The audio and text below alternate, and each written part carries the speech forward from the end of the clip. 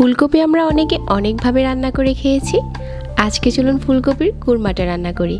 সাদা ভাত বা পোলাওর সাথে খেতে খুব ভালো লাগে, সেই সাথে রান্নাটাও খুব সহজ। অল্প কিছু মশলা দিয়ে এই কুরমাটা রান্না করা হয়ে যায়। তবে এই কুরমা খেলে আপনি বুঝতেই পারবেন না, মাছ মাংসের কুরমা থেকে একদমই অন্যরকম একটা টেস্ট। আশা করছি ভালো লাগবে সবার কাছে। কুরমা রান্নার জন্য আমাদের লাগবে এখানে 5-6টার মতো কাজু বাদাম আর 1 টেবিল চামচ নিয়েছি পোস্তদানা। দুইটা একসাথে অল্প একটু পানি দিয়ে পেস্ট করে নিয়েছি। আর একটা ছোট সাইজের ফুলকপি নিয়েছি, এটাকে ছোট ছোট টুকরো করে কেটে নিতে হবে। এই টুকরোগুলোকে খুব বেশি বড় করা যাবে না, আবার অনেক বেশি ছোটও করা যাবে না। ছোট করলে এগুলো খুব তাড়াতাড়ি সিদ্ধ হয়ে যাবে, আবার বেশি বড় করলে কুক হবে না। মাঝারি সাইজ করে কেটে নিতে হবে। তারপর পরিষ্কার করে ধুয়ে নিয়েছি। এখন চুলায় একটা প্যানে 1 টেবিল চামচ দিয়ে দিচ্ছি রান্নার রেগুলার তেল। তারপর এই ফুলকপির টুকরোগুলো দিয়ে দিচ্ছি আর নেড়ে চেড়ে ভেজে নিতে হবে। এই ফুলকপির টুকরোগুলোর উপরে স্বাদ মতো লবণ দিয়ে দিতে হবে, যাতে কিছুটা ভাজা হয়ে যায়। তারপর অল্প আঁচে নেড়ে চেড়ে ভেজে নিতে হবে। যখন কালারটা একটু চেঞ্জ হতে শুরু করবে, ঠিক এই পর্যায়ে হচ্ছে নামিয়ে নিতে হবে, হালকা ভেজে নিতে হবে। একই প্যানে আরও দিয়ে দিচ্ছি 1.5 টেবিল চামচ তেল আর কিছু দিয়ে দিলাম আস্ত গরম মশলা। তেলের সাথে এই গরম মশলাটা কিছুটা ভেজে নিচ্ছি। তারপর এখানে 2টার মতো পেঁয়াজ কুচি আর 3-4টার মতো দিয়ে দিচ্ছি কাঁচামরিচ, মাঝখান থেকে কেটে নেওয়া, তাহলে ঝালটা বের হয়ে যাবে। তো পেঁয়াজটা যখন ভাজা হয়ে গেছে, এখানে 1 চা চামচ আদা বাটা আর 1/2 চা চামচ দিয়ে দিচ্ছি রসুন বাটা। তারপর এখানে দিয়ে দিচ্ছি 1 টেবিল চামচ পেঁয়াজ বাটা। তো এখন সবগুলো মশলা নেড়ে চেড়ে মিশিয়ে নিচ্ছি।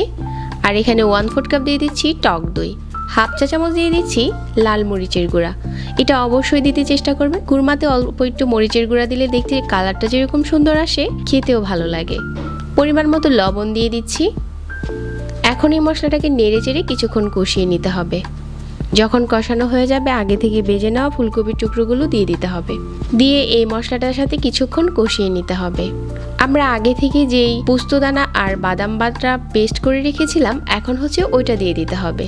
আর আবারও নেড়ে চেড়ে মিশিয়ে নিতে হবে। আর কুরমাতে কিন্তু সবসময় দুধ ব্যবহার করা হয়। আমি এখানে 1 কাপ নিয়েছি লিকুইড মিল্ক দিয়ে দিচ্ছি, আর 1/2 কাপ দিয়ে দিচ্ছি নর্মাল পানি।